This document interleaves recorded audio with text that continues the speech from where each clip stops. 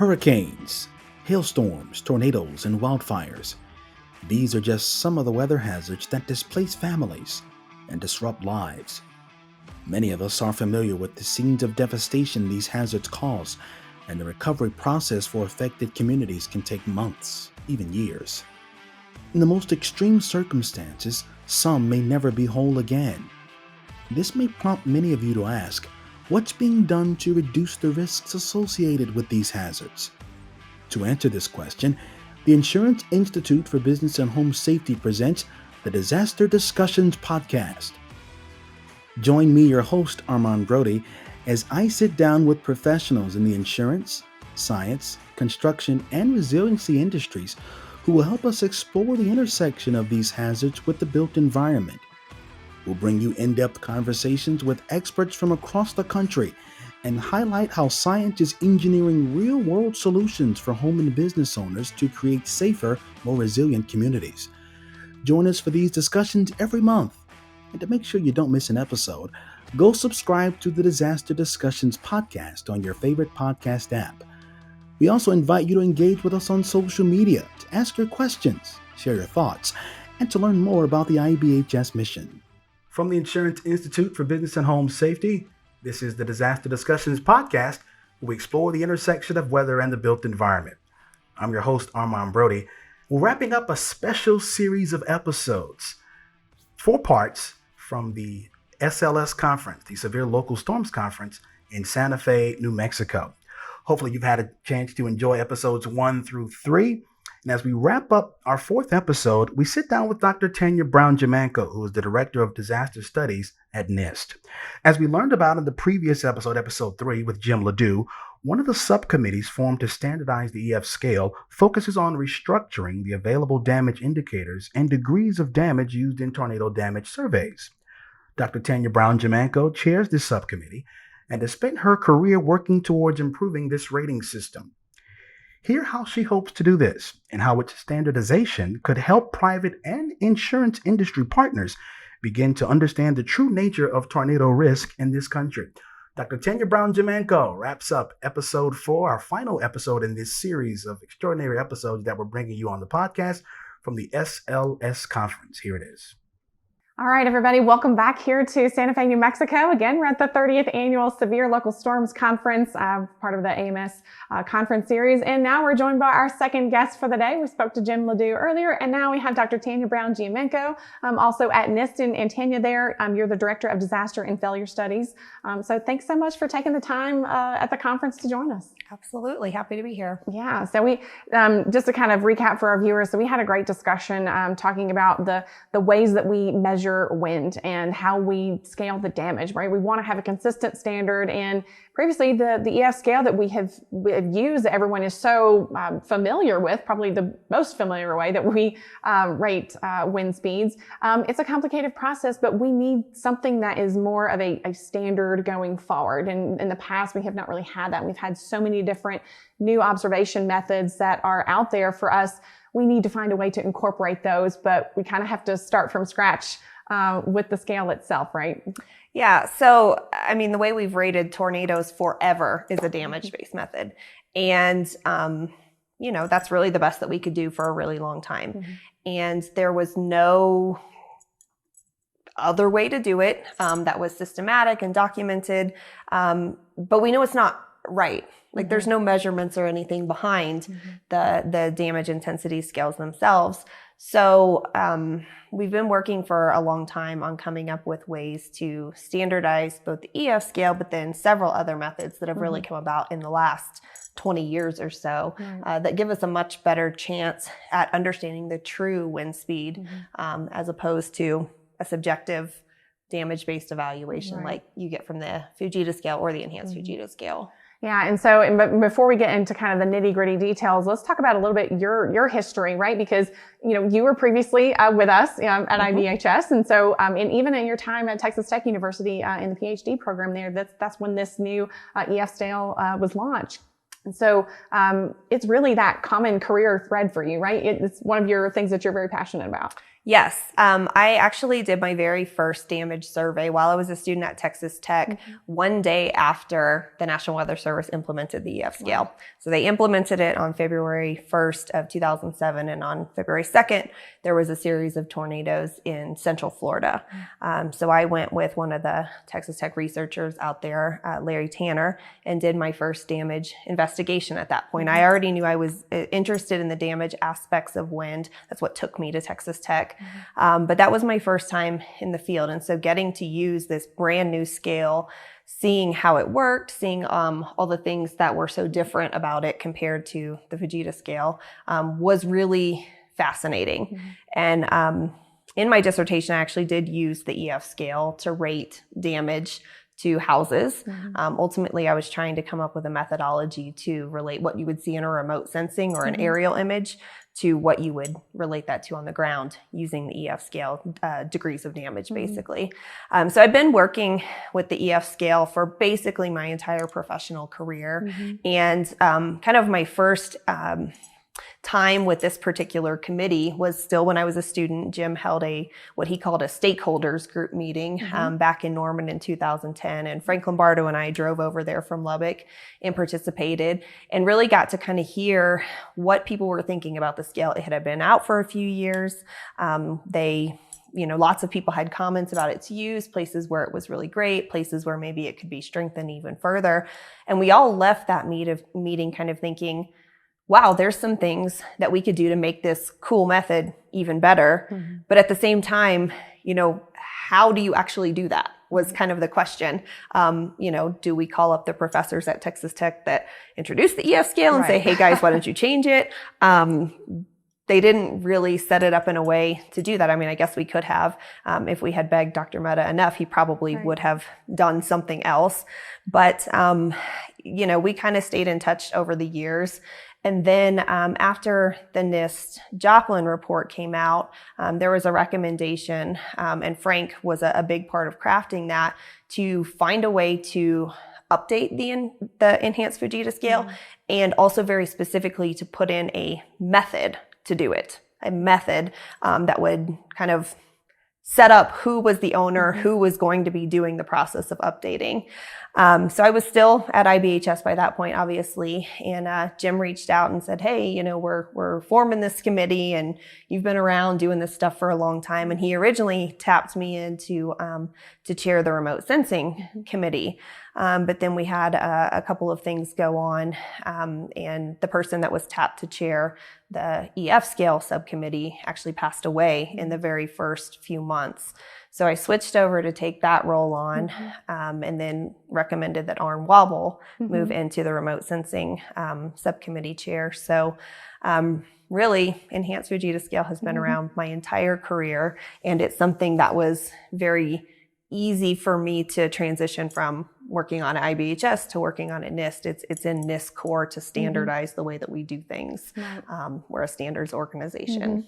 Right. And so, kind of bringing back some of the discussion that I had with Jim, he was like, at first we went to NIST because, standards are in the name. So sure, would you like to own this?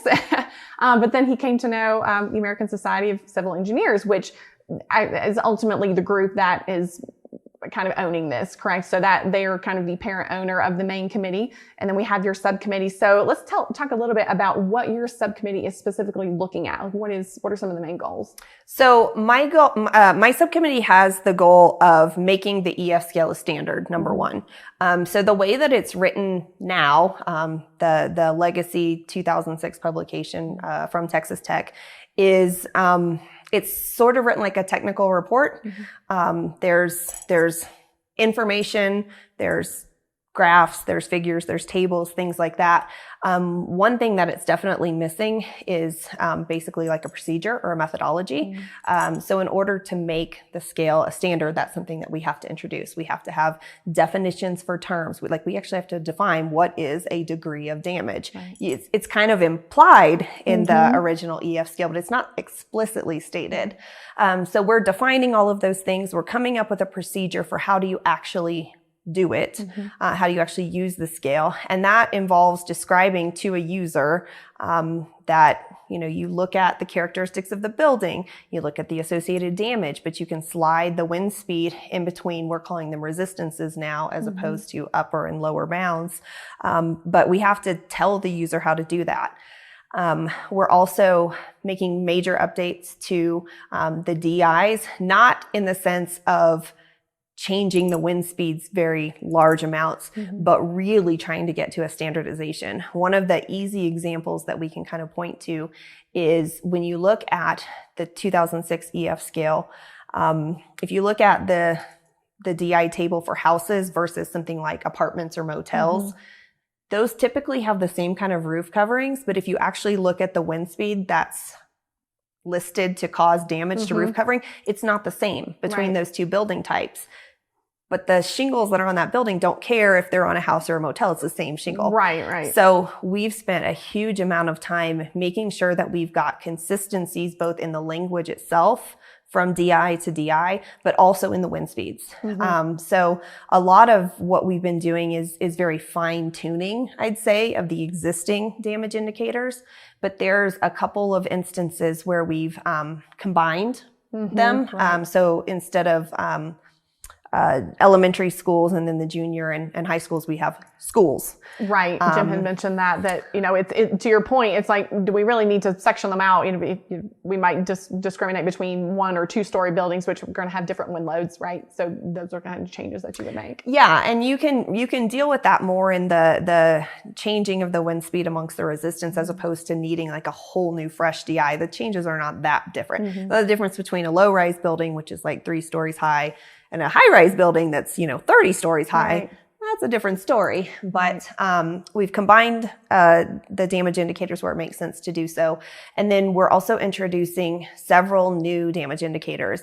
And these are mostly intended to fill in gaps in the rural areas of the country. So we undoubtedly in our climatological record have a large number of tornadoes that are by default rated EF 0 or EF unknown because there was nothing for them to hit. Right. And that's the only standard we have. If it doesn't hit anything, technically we can't rate it. But that does skew our climatology too. So that's one small piece, but there are times also when it does hit something that's out there, but those some things are not a DI. So things like center pivot irrigation systems, vehicles, thinking about some of the agricultural things, farm silos and grain bins.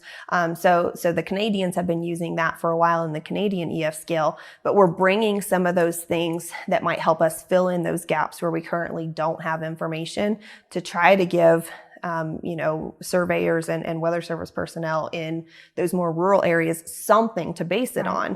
Because right now, by definition, you can't have a tornado that's of a really high intensity if you can't get there with an EF scale value. So that's a whole nother controversy that we're trying to solve. But in terms of the EF scale itself, we're making things more consistent DI to DI. We're introducing new damage indicators and really standardizing the process and providing what we call a commentary that's common in the way standards are built to explain why did we do it this way? Why did we make this change in wind speed? Why, whatever the case may be, it's all detailed out so that the user can understand why it's done that way and why it's potentially different from what's in the original scale. And this, I think, too, when we, honing in and fine tuning the scale, that can also help as Jim was talking about when we're incorporating these other methods of wind detection. We've got Doppler radars, we've got vegetation, looking at that from the remote sensing perspective as well, and trying to look at these different things. And that way we can kind of, where there might be deficiencies in EF scale, we can make up the difference here, but we actually have a way to apply it because it's written, as you mentioned, as a standard where we can actually go in and make changes to it and do it in a way that the user understands the reasoning behind it. Yeah. And I think you hit on kind of a big point. Sometimes there is more observations and information than just the damage. And wouldn't it be nice if we could use those things together to come up with an even better rating? I have no doubt that if you had a tornado where you had only one method that worked versus where you had one that 4 or 5 methods were at play, you'd probably come up with a better result if you could use all 4 or 5 of the methods to come up with an ultimate wind speed. Right. So I think there's lots of opportunity that will come out of this standard once we're done with it. Right. And so speaking of getting to the finished product, so I know that the way that we're updating these changes, we've talked about this where there's a little bit of a system that's involved there as well. You can't just go, one person says, oh, I think we need to incorporate this. Okay, great. Let's add it in there and write it in. And then it becomes a part of the new scale. So what is that process like? Because I believe it's iterative and somewhat complicated sometimes. Yeah. So by taking the EF scale and this whole notion that Jim started over to ASCE, we were basically signing up for what's called an ANSI-based process. So in that process, you have to have balanced membership on your committee. You can't have, in this case, 70 weather service people and one manufacturer and one academic. Yeah, you have to have even representation. And you make proposals and you vote on those proposals. And whatever the votes say, people are allowed to comment as part of their voting process. And you as the committee have to address those comments and either say, yeah, this is a good comment, we're going to take it into account and make a change, or this is not relevant, or it's new business, or we're going to do it next time. But you have to address every single comment. So in that process, we go through lots of different steps, and the various subcommittees are at different points in that process right now. But it does involve having the members vote on what we're putting on the table. So for standards that are already in place, the votes are basically track changes to what's there, or every once in a while there's a brand new proposal. But for us, starting from scratch, we can't just take the regular original EF scale and put it on the table because it's not written as a standard. There's certain ways that you have to write it. The way that you phrase the language is a factor. But you put it through a balloting process and you get the full committee membership a chance to vote on it. You go back and make changes based on their votes, and then you validate it again, and then they can make comments again. And you can go through this cycle multiple times. Where we're at with the EF Scale Committee right now, the ASCE leadership has kind of said, okay, we've gone through enough iterations. Right. If people are introducing new things in the ballots, let's put them off to version 2 so that we can go ahead and get this across the finish line. But we've got 30 DIs plus a procedure and definitions, and some things have been balloted no times, and most things have been balloted 1, 2, 3, or even up to 5 times. So it's a very complex process. And I'd say having the EF Scale Committee or subcommittee, it's the biggest. And it's the one where people have the most opinions. Right. Some of the other subcommittees are quite a bit smaller, and a lot of the people that are on the main committee may or may not feel comfortable voting on some of the other processes. But everybody has an opinion on the EF scale because it's the way we've done things, for 15 years basically. So we're making progress. And I'm really excited to eventually have it done.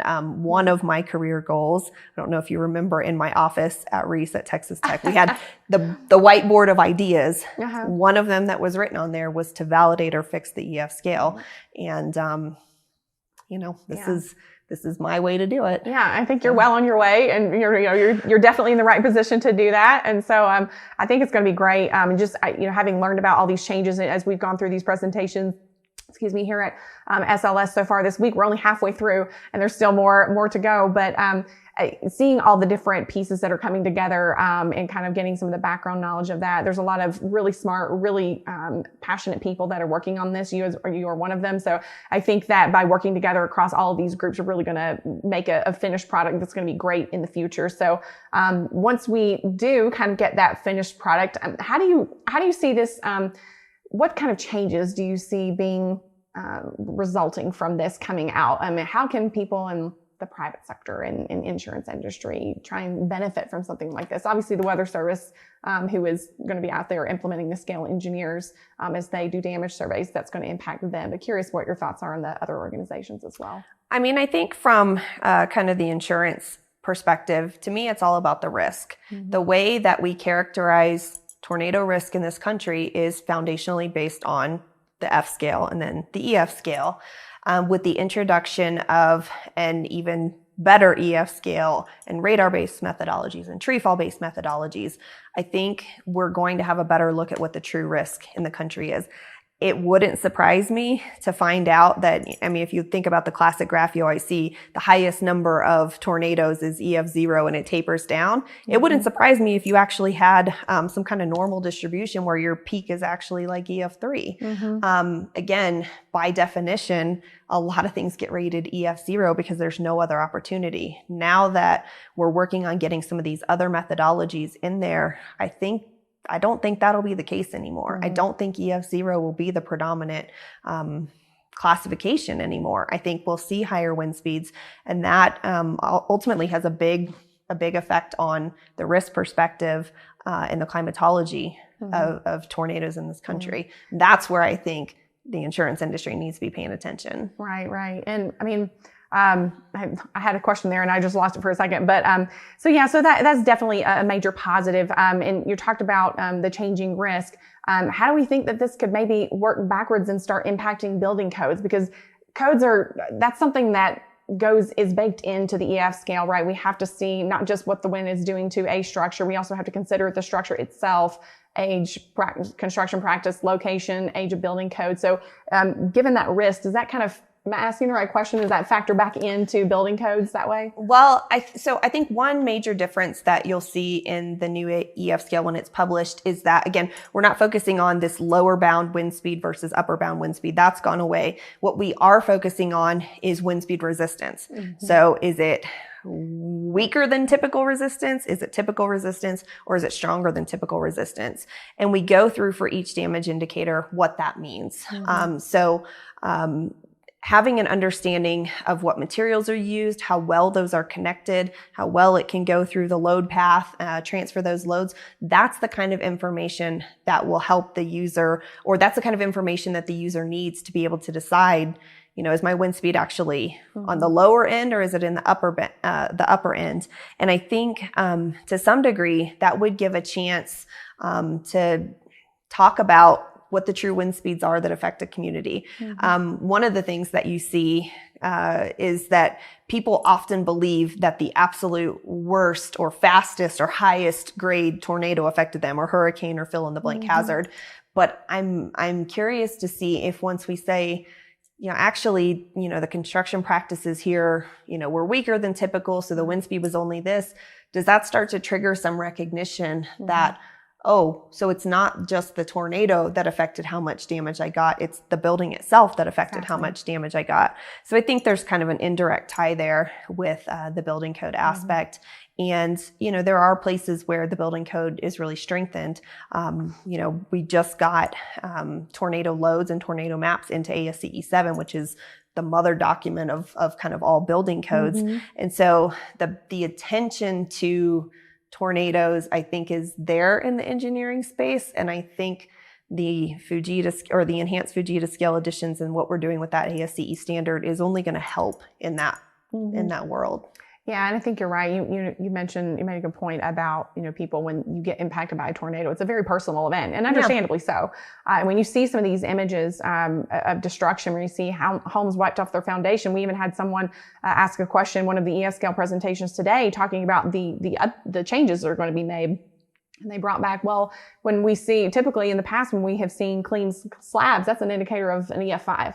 Or an F5 tornado. That's not necessarily the case. We assume that the house was even built to withstand, those winds in the first place. It might have only made it to an EF2 or 3 because of those construction practices before it ultimately failed. So you're right. It's all complementary, right? The way that we're building the scale, the way that we apply it, it's all complementary and has to be back together. But I'm curious, what do you think? With any new change, right? We know the process has gone through it. We understand why the change was made. And being a public communicator myself, there's probably going to be some difficulty in people trying to understand, well, what is this? What's the difference? Why does it matter?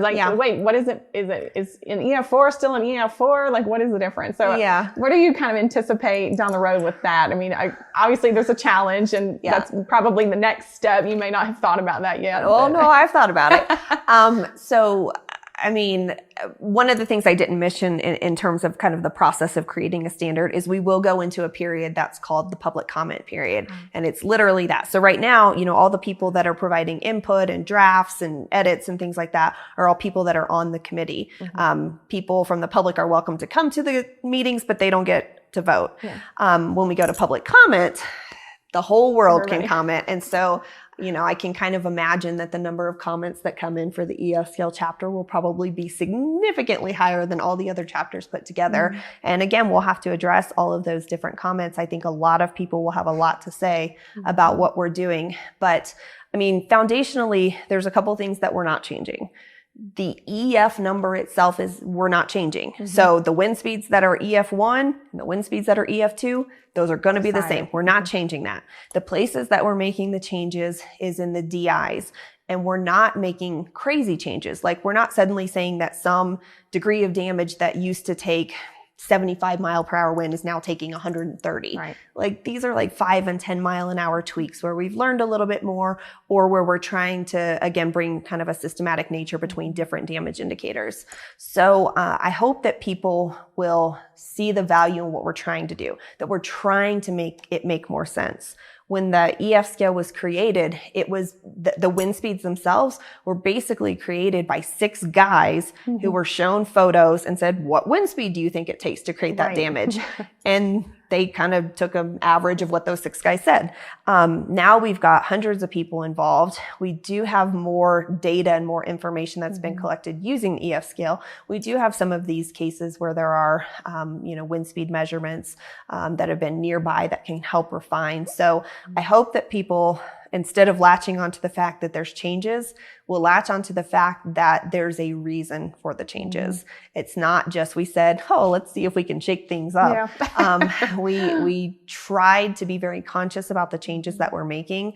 And we are going to a standard. If you really look at the EF scale as it's written now, and you compare DI to DI to DI, even the language that's used to describe the same basic damage state is not the same. So even just making that the same is part of what we're trying to do. We're not changing the intent, but we're trying to make it much more systematic. So I hope people will understand there's intention behind everything that's changed. Yes, exactly. And the whole goal in this was to make it better. We identified those deficiencies, and we got together and we said, how can we make it better and do it in a systematic and organized way that can benefit everyone? And if we need to make further updates in the future, we can do that in a methodical way. And that's a key point, because again, right now, what do? You write to the Texas Tech crew and say, hey, update the standard. I mean, Dr. Mehta has basically said, no, you guys are the new generation, go for it.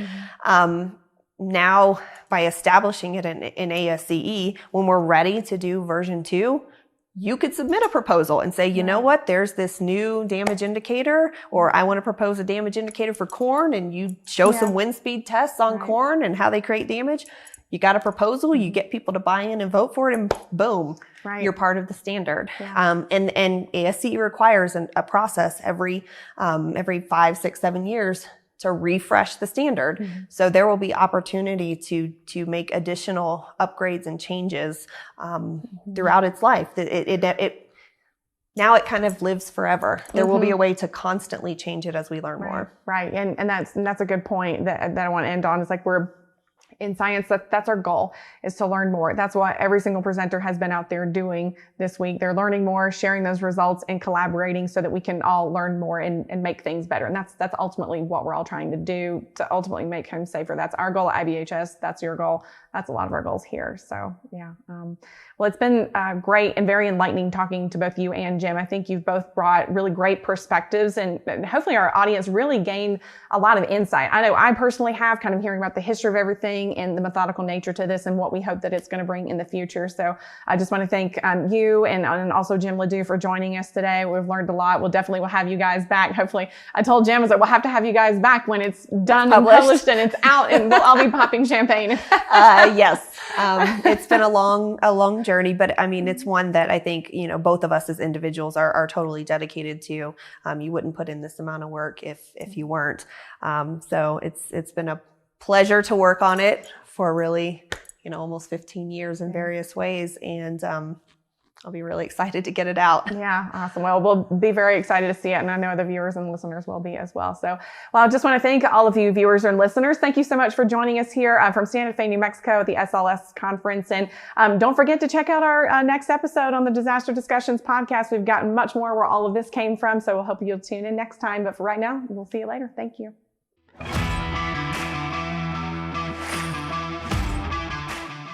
Thanks for listening to the Disaster Discussions podcast, an IBHS production. Subscribe to our podcast on your favorite podcast app, or watch the podcast on our website at ibhs.org/Disaster Discussions podcast and the Insurance Institute for Business and Home Safety YouTube channel. Connect with us on our social media pages on Twitter at Disaster Safety, Facebook at facebook.com/Disaster Safety, and on Instagram at IBHS_org. For more great content from IBHS, including ongoing research efforts happening in our facility, episodes of our podcast, and more, visit IBHS.org.